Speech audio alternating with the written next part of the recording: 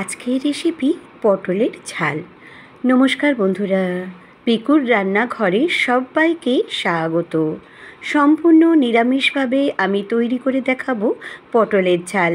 গরম গরম ভাতের সাথে কিন্তু ভীষণ খেতে ভালো লাগে, আর এই একটি মাত্র পদ দিয়ে কিন্তু খাওয়া হয়ে যায়। খুব সহজে ঘরে থাকা খুব সামান্য উপকরণ দিয়ে পটলের ঝাল আমি তৈরি করে দেখাবো। তাহলে চলো বন্ধুরা, কীরমভাবে করে দেখানো যাক। এখানে আমি 7 থেকে 8টি পটল নিয়ে নিয়েছি। পটলগুলোকে বেশ ভালো করে ধুয়ে খোলা ছাড়িয়ে, হালকা হালকা করে খোলা ছাড়িয়ে আর বীজ শুদ্ধ আমি রেখে দিয়েছি। দেখো, আমি দেখিয়ে দিচ্ছি। এবার একটা ফ্রাইং প্যান বসিয়ে দিলাম। এর মধ্যে যেহেতু পটলের ঝাল, অবশ্যই কিন্তু সর্ষের তেলে রান্না করব। 6 টেবিল স্পুন মতো আমি সর্ষের তেল নিয়ে, তেলটা যখন বেশ ভালো মতো গরম হয়ে যাবে, আমি সমস্ত পটলগুলিকে ছেলে আর চাপা দিয়ে কিন্তু আমি 2 মিনিটের মতো করে ভেজে নেব। আর এই সময় পটলগুলো যখন ভাজবো, গ্যাসের ফ্লেমটা লো টু মাঝারি করে রেখে দিয়েছি। আর লাল লাল করে কিন্তু অবশ্যই কিন্তু এরম ঢাকা চাপা দিয়ে তোমরা ভাজবে। তাহলে কি হবে, যে সবজিটা তোমরা করবে সেটা কিন্তু বেশ কিছুটা কুকড হয়ে যায়, আর খুব তাড়াতাড়ি কিন্তু রান্নাটাও হয়ে যায়, আর গ্যাসও কিন্তু সাশ্রয় হয়। তাই জন্য আমি সবসময় সবাইকে বলি, ঢাকা চাপা দিয়ে কিন্তু তোমরা রান্না করো। এবারে আমি আরেকটু নাড়াচাড়া করে নিয়ে আবারও কিন্তু ঢাকা দিয়ে রাখবো। এবার দেখো, পটলগুলো কিন্তু বেশ লাল লাল করে ভাজা আমার হয়ে গেছে। আমি একটি জায়গার মধ্যে সমস্ত পটলগুলোকে তুলে রাখলাম।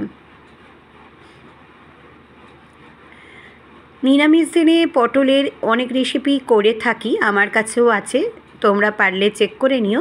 আমি ডেসক্রিপশন বক্সে এর লিঙ্কটা দিয়ে দেব। খুব খেতে ভালো হয় বন্ধুরা এই পটলের ঝালটা। আমার মতো যদি তোমরা তৈরি করো, তাহলে কিন্তু এক থালা ভাত সত্যিই নিমিষে উঠে যাবে।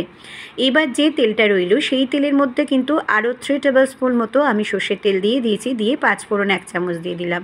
ফোড়নটার যখন মিষ্টি সুন্দর গন্ধ উঠে আসলো, তখন আমি এর মধ্যে দিয়ে দেব 2 চামচ করে বাটা সর্ষে। সাদা সর্ষে 2 চামচ আর কালো সর্ষে আমি 1 চামচ নিয়ে বেটে দিয়েছি। কালো সর্ষে কিন্তু পরিমাণ এখানে অবশ্যই তোমরা কম দেবে। দিয়ে এবারে আমি এর মধ্যে দিয়ে দিলাম 1 চামচ মতো হলুদের গুঁড়ো, 1 চামচ লাল লঙ্কার গুঁড়ো, পরিমাণ মতো দিয়ে দেব নুন, আর দিয়ে দেব টমেটো সস 3 চামচ মতো। চায়ের চামচে 3 চামচ আমি এখানে টমেটো সস দিয়েছি। বন্ধুরা, এখানে টমেটো সসটাই দেবে, টমেটোটা দেবে না। টমেটো সসটা দিলে কিন্তু এর টেস্টটা একটু অন্যরকম হয়।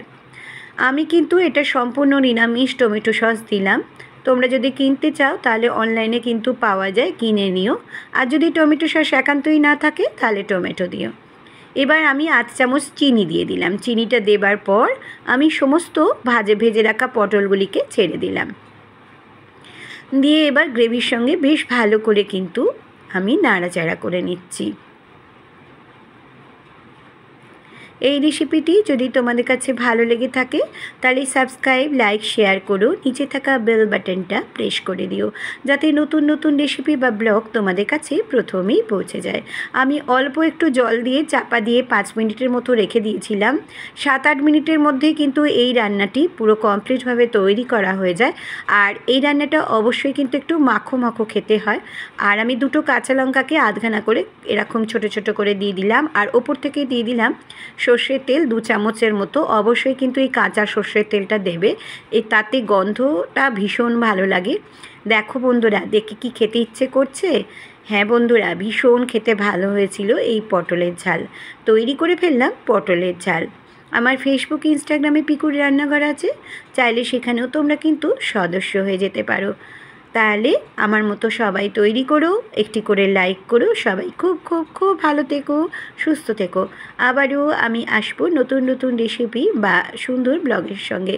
এতক্ষণ আমার সঙ্গে থাকার জন্য ধন্যবাদ।